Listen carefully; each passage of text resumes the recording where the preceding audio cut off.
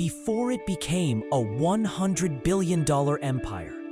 Before the green siren logo seduced half the planet, Starbucks was just a little store. A store that didn't even sell coffee drinks. No espresso machines, no lattes, no frappuccinos. Just beans. So how did this tiny Seattle shop transform into the world's most powerful coffee brand, rewriting the very culture of how we drink, work, and socialize? This isn't just the story of a company. It's the story of a revolution in taste, in branding, and in ambition. And it's also the story of a man who would take a small dream and turn it into a global movement. But not without a fight, betrayals, billion-dollar gambles, and some dark secrets the company would rather you forget. This is how Starbucks conquered the world.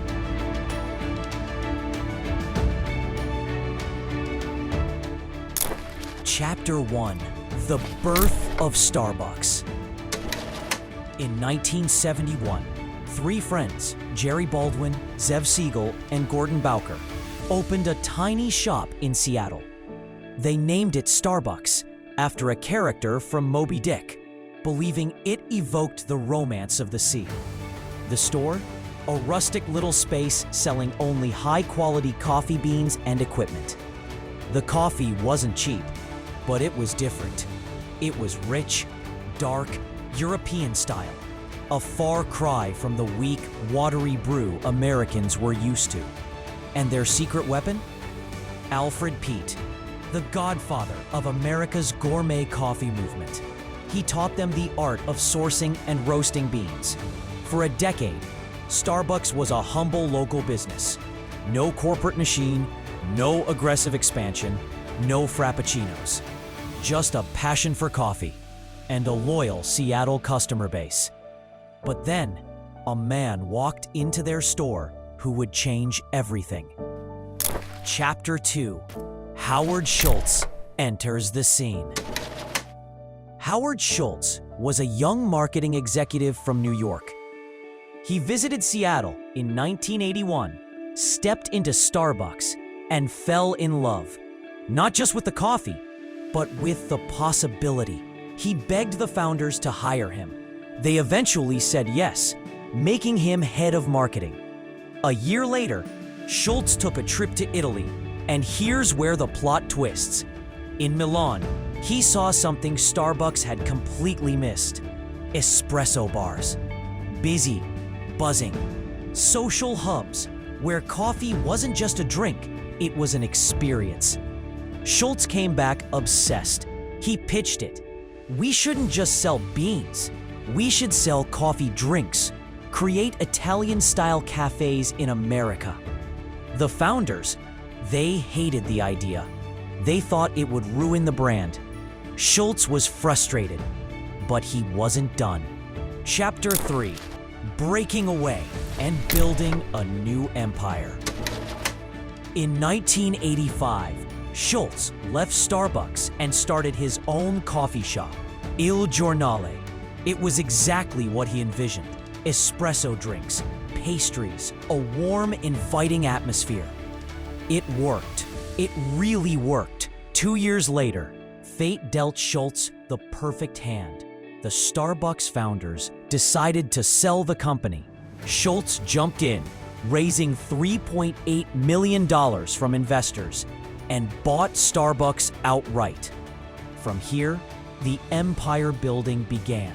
Stores popped up all over Seattle, then across the West Coast, then across America. But it wasn't just coffee. Schultz sold a feeling. The Starbucks store became a third place. Not home, not work, but somewhere you could sit, relax, and belong. This wasn't just a drink. It was identity, and people were buying it in droves. Chapter 4: The Expansion Frenzy. By the mid-90s, Starbucks was opening a new store every single day. It wasn't just luck. Schultz engineered an empire with ruthless precision. They perfected supply chains, controlled roasting quality at scale, created seasonal drinks to keep buzz year-round, and they mastered the art of branding. That green siren, instantly recognizable, globally consistent. Then came the pumpkin spice latte, a marketing masterpiece. Starbucks wasn't just a coffee chain anymore. It was a lifestyle, a habit, a daily ritual. Chapter 5. The cracks begin to show. But empires don't rise without shadows. Starbucks faced accusations, destroying local coffee culture, underpaying farmers, pushing gentrification. And internally, the growth frenzy began to dilute the magic. Stores felt more like fast food chains. Quality slipped. By the 2008 financial crisis, Starbucks was in trouble.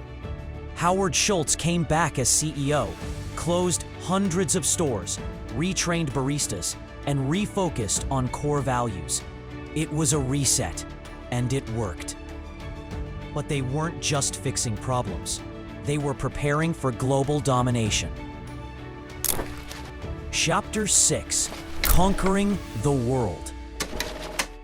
Today, Starbucks has over 38,000 stores worldwide. In China, they open a store every 15 hours.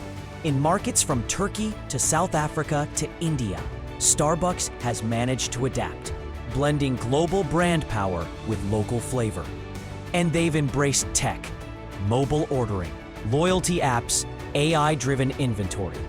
Starbucks isn't just a coffee brand anymore. It's a data-driven, tech-powered retail giant. But their biggest achievement? Turning a humble cup of coffee into a global cultural symbol. Chapter 7. The Lessons. So, how did Starbucks conquer the world? They didn't just sell coffee. They sold belonging. They made every customer feel like part of something bigger. A ritual, a culture, a community. Think about it.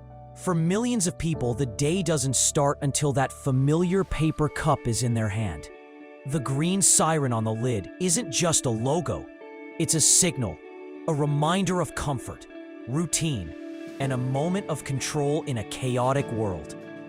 Starbucks didn't compete in the coffee business. They competed in the emotion business. They understood that we don't simply consume products. We consume stories, identities, and little moments of personal meaning. When you step into a Starbucks, you already know the smell, the sounds, the way your name will be called.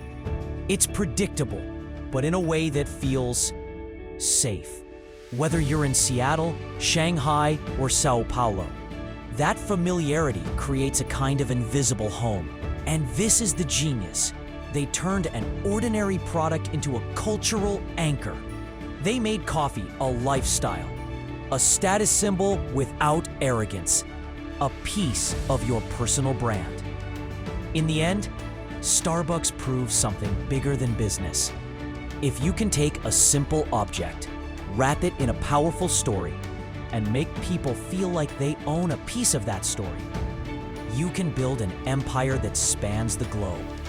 Because the real product isn't in the cup, it's in the feeling it creates. And that is why Starbucks has become unstoppable.